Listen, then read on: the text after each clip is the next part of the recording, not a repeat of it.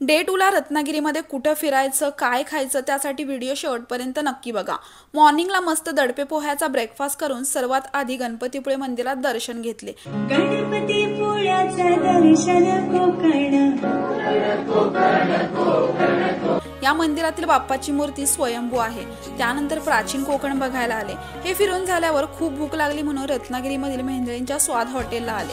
हे हॉटेल जेवणासाठी प्रसिद्ध आहे, पण आमचं बॅड लक उशिरा गेल्यामुळे वेटिंग खूप होते। त्यानंतर आम्ही भंडारपुळेमध्ये असणाऱ्या स्वादघरचा इथे वेज थाळी, फिश थाळी असं खूप काही मागवलं। प्राइस नुसार जेवण पण टेस्टी होतं।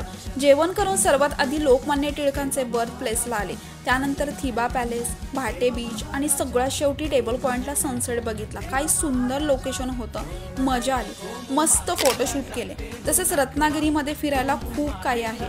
विनायक मंदिर, थिबा पॉइंट, रत्नदुर्ग किल्ला, रत्नदुर्ग श्रीसृष्टी, मिरिया बीच, कशेळी बीच अशा प्रकारे तुम्हाला सर्व फिरायचं असेल तर 4 to 5 डेचा प्लॅन करा।